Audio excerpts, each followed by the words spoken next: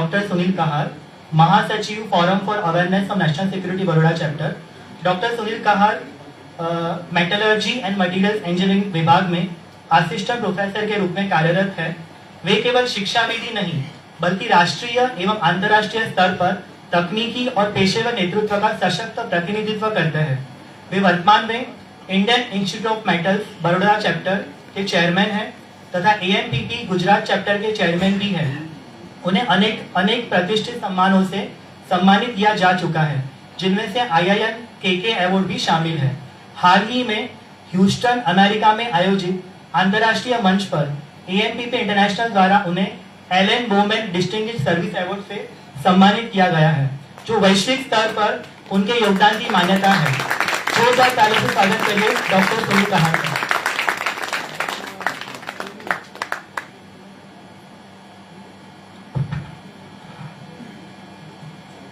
नमस्कार। भारत माता की जय। भारत माता की जय। वंदे मातरम। वंदे मातरम। अब वातावरण में गर्मी आ गई है, लाना जरूरी है। आज के कार्यक्रम में विशेष तौर से हमारा फैंस बड़ौदा चैप्टर को इन्विटेशंस को रिस्पेक्ट करके पधारे आमंत्रित वक्ता कर्नल विनोद कुमार फल्लीकर जी, जो भारतीय सेना अधिकारी हैं। 1971 भारत पाकिस्तान युद्ध के सेनानी भी है। हमारे दूसरे आमंत्रित वक्ता और हमारे संगठन के राष्ट्रीय संगठन मंत्री आदरणीय विक्रमादित्य सिंह जी, कार्यक्रम के सेशन अध्यक्ष professor Dhanesh Patel sir, dean faculty of technology and engineering in absentia. Immediately उनको एक हेड ऑफिस से अर्जेंट मीटिंग के वजह से he is unable to join, but he is give his best wishes to us. कार्यक्रम के मेरे साथी सह संयोजक डॉक्टर आधार मांडोर, हमारे संगठन के साथी डॉक्टर अंशुल उपाध्याय मैडम, महासचिव चिराग भाई, प्रशांत भाई भट्ट कोषाध्यक्ष, संगठन के हमारे कार्यकर्ता मंत्री श्री सूरज भाई दावेकर, कुणाल भाई पटेल, केसर भाई, इंडस्ट्री के तरफ से विशेष प्रसारित हमारे अजय पाध्य जी, हमारे विस्तार के और वडोदरा महानगर सेवा सदन के पूर्व डेप्यूटी मेयर, हमारे परिवार के नंदाबेन जोशी जी, वडोदरा महानगर सेवा सदन से उपस्थित हमारे अधिकारीगण, विद्यार्थी मित्रों और मीडिया के भाइयों। आज का जो कार्यक्रम है, जैसे आपने देखा, राष्ट्रीय सुरक्षा जागरण मंच forum for awareness of national security, जिसका शीर्षक है क्षेत्रीय शांति और वैश्विक सद्भावना, दक्षिण एशियाई दृष्टिकोण। ये विषय पे आज दोनों वक्ता द्वारा हमको विशेष रूप से मार्गदर्शन प्राप्त होने वाला है। जो कार्यक्रम में संगोष्ठी का मुख्य उद्देश्य, आज इस मंच पे आप देखिए कि स्टूडेंट्स इंडस्ट्री में से है, यूनिवर्सिटी के स्टूडेंट्स हैं, सामाजिक अग्रणी है। तो ये कार्यक्रम का मुख्य उद्देश्य ऐसा है कि जो इंटेलेक्चुअल है, जिनका कुछ प्रभाव है सोसाइटी में, उन लोगों के बीच में विषय रखा जाए, ताकि ये विषय जैसे आप आपके कोई भी माध्यम से, सोशल मीडिया के माध्यम हो या माउथ टू माउथ आप जब इंटरेक्शन करते हो, ये विषय आगे जाए। इसमें काफी कुछ विषय है जिसके बारे में हमारे दोनों वक्ता बताएंगे, लेकिन ये जो संगोष्ठी है ये पूरे भारत भर में करीबन 50 से ज्यादा प्रमुख केंद्रों पे 75 दिनों से ये कार्यरत है। मतलब पूरे 3 महीने से ये संगोष्ठी का आयोजन अलग अलग शहर में राष्ट्रीय सुरक्षा मंच के माध्यम से किया जा रहा है, और इसका लाइव टेलीकास्ट आज पूरे भारत में इस कार्यक्रम को चल रहा है। कुछ ऐसे संगठन के महासचिव के तौर पे फैंस के बारे में जो भी माहिती है, काफी कुछ माहिती है, लेकिन हम क्या करते हैं वो तो वक्ता श्री के माध्यम से आप डिटेल में जान पाओगे। लेकिन हम जब भी बात करते हैं राष्ट्रीय सुरक्षा की, तो राष्ट्रीय सुरक्षा हमारे सामाजिक, आर्थिक एवं राजनीतिक विकास के लिए अत्यंत आवश्यक है।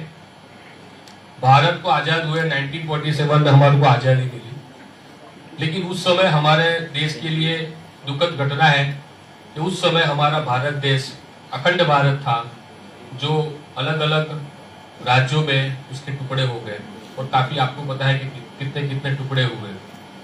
तो ये हमारे लिए गर्व की बात नहीं है, लेकिन फिर भी एक हमारा देश की रचना हुई। लेकिन उसके बावजूद आज अभी देख रहे हैं आप क्या परिस्थिति है, बाकी के जो देश है, बांग्लादेश है, पाकिस्तान है, और पाकिस्तान में क्या क्या विषय चल रहे हैं आप सबको पता है। तो ये सब जो भी गतिविधि चल रही है भारत देश को तोड़ने के लिए, माओइज्म चल रही है, टेररिज्म की एक्टिविटीज हो रही है, ड्रग्स का चल रहा है, और अभी के समय में आप देख सकते हैं कि साइबर युद्ध, अभी जो युद्ध होने वाला आने वाले समय में वो साइबर युद्ध होने वाला है। ठीक है, चाइना ने रोबोट्स बना लिया है, रोबोट्स लड़ेगा आर्मी फोर्स में। आप समझिए कहाँ तक ये एआई का यूज हो रहा है। इसके एडवांटेज और डिसएडवांटेज भी है, और जैसे जैसे समय में सबको पता चलेगा। लेकिन हम सबको हैकर्स नहीं बनना है, लेकिन हमारे संगठन के संस्थापक आदरणीय इंद्रेश कुमार जी ने हमको मिशन दिया है कि आपको साइबर योद्धा तैयार करना है। हैकर्स नहीं, लेकिन साइबर योद्धा, जो आने वाले समय में जो आप जैसे इंजीनियर से टेक्नोक्रेट है, ये जो भी समस्या उसका समाधान आप निकाल सकते हो। राष्ट्रीय स्वयंसेवक संघ का ये जो संगठन है हमारा, ये अलग अलग कार्य करते आया है। शायद आज इस कार्यक्रम के माध्यम से पहली बार हम मिले हैं इस मंच पर, लेकिन इस संस्था की स्थापना 2014 में हुई थी, और बड़ौदा में अलग अलग एक्टिविटीज हमने किया, जिसमें पहला हमारा कार्यक्रम हुआ था 2017 में हुआ, 16 सितंबर 2017 में हुआ था, राष्ट्रीय सुरक्षा, जिसका विषय था चाइना चैलेंजेस। तो उस समय के हमारे राष्ट्रीय संगठन मंत्री आदरणीय गोलक बिहारी जी ने ये विषय पे विस्तृत माहिती दी थी, और फैकल्टी ऑफ टेक्नोलॉजी के मेटलर्जी डिपार्टमेंट के सेमिनार हॉल में कार्यक्रम का आयोजन किया गया था। दूसरा हमारा 23 सितंबर को हाइफा डे सेलिब्रेशन एक कार्यक्रम किया गया, जो हॉस्टल कैंपस में हमने किया था। विद्यार्थी जब रहते हैं तो विद्यार्थी के बीच में जाके हमने जो हाइफा युद्ध हुआ था, जो हाइफा युद्ध का इतिहास एवं उसके भारतीय शहीदों की स्मृति के रूप में मनाया जाता है, तो विस्तृत माहिती उस कार्यक्रम के माध्यम से हमने किया था। उसके बाद अभी आप देख रहे हैं कि स्वदेशी, हम स्वदेशी की बात करते हैं, जैसे दीपावली आती है तो दीपावली में आप देखते हो कि अभी लाइटिंग वगैरह हम यूज करते हैं, लेकिन हमारे समाज के जो कुम्हार कम्युनिटी के हैं, जो दिए बनाते हैं, ठीक है, उस पे उनका गुजरान चलता है। तो हमने एक विषय लिया था 2017 में 15 अक्टूबर को स्वदेशी दीप वितरण अभियान किया था, और उसके माध्यम से हमने फ्री में सभी को दिए डिस्ट्रीब्यूट किए थे। 5-5 दिए कि आप इस दीपावली पे आप मिट्टी के दिए जलाइए, और इसका ज्यादा में ज्यादा मिट्टी के दिए का उपयोग कीजिए, ताकि हमारे में स्व की भावना जागृत हो, और हमारे जो भी समाज के हैं उनको ये सपोर्ट हो सके। तो ये छोटा सा प्रयास है, लेकिन उसका इम्पैक्ट काफी बड़ा होता है।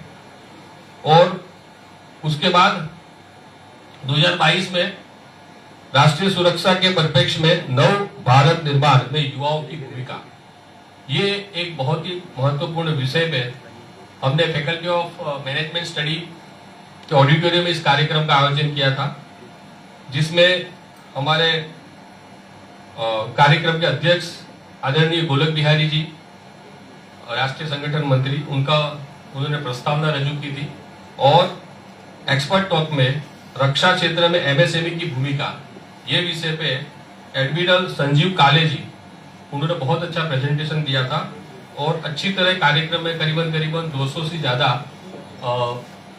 स्टूडेंट्स, हमारे इंडस्ट्रियलिस्ट और हमारे बुद्धिजीवी ने पार्टिसिपेट किया था। और इस साल 23 जून 2025 के दिन, जब आपको पता है कि युद्ध की परिस्थिति हुई थी, यूक्रेन और रशिया का युद्ध चल रहा है और पूरे विश्व में ये युद्ध का माहौल था, तो उस समय हमारे राष्ट्रीय सुरक्षा जागरण मंच ने एक कार्यक्रम का आयोजन किया, युद्ध पहले और आज। मतलब पहले के समय में किस तरह युद्ध लड़ता है और आज किस तरह हम आप देख रहे हो, क्योंकि अभी आपके मोबाइल्स में आ गया है। जैसे हम अभी मीडिया मित्रों की चर्चा कर रहे थे कि अभी आप अगर रील स्क्रॉल करते हो तो कोई एक पॉइंट्स पे आप अगर रुक गए 2-3 सेकंड तो उसी कंटेंट का रील्स आपको मटेरियल सोशल मीडिया के माध्यम से आपके स्क्रीन पे प्रस्तुत हो जाता है। मतलब आज ये टेक्नोलॉजी आपके माइंड तक पहुंच गया है। आप सोचिए कि हम सोच रहे कि ये व्यक्ति सामने वाला क्या सोच रहा है, तो अभी मोबाइल के माध्यम से जो टेक्नोलॉजी जो एप्स है वो आपके माइंड तक पहुंच चुकी है। तो ये लेवल पे युद्ध की परिस्थिति आप समझ सकते हैं। तो इसमें हमारी क्या भूमिका होनी चाहिए? जो यंगस्टर है, जैसे हम सोचते हैं कि अभी जैसे मेटलर्जी के डिपार्टमेंट के स्टूडेंट है, फर्स्ट ईयर में आए हैं, अभी वो उनको सोच रहे होंगे सर हमको क्यों बुलाया है ये विषय में। तो जैसे हमारे गुजरात में सेमीकंडक्टर्स कंपनी, उसमें आप ऐसे जॉब ले सकते हो। तो जरूरी ऐसा नहीं है कि भी आपको युद्ध में जाना है। जो भी क्षेत्र में आप काम करते हो, राष्ट्र निर्माण के काम में हमारा जो भी समर्पण देना है, काफी हमारे स्टूडेंट एनसीसी में जुड़े हैं, कैंप पे जाते हैं और एक दूसरे के साथ उनका व्यू भी एक्सचेंज करते हैं। कुल मिला के राष्ट्र भावना को जागरूक करना और राष्ट्रीय सुरक्षा में हमारा क्या रोल होना चाहिए, ये विषय को ध्यान में रखते हुए राष्ट्रीय सुरक्षा जागरण मंच काम कर रहा है। बहुत विषय है, लेकिन हमारे बीच दिल्ली से अधिकारी है, कर्नल साहब है, हम उनको सुनना चाहते हैं। इतनी बात करके मेरी बात को विराम देता हूँ। वंदे मातरम, भारत माता की।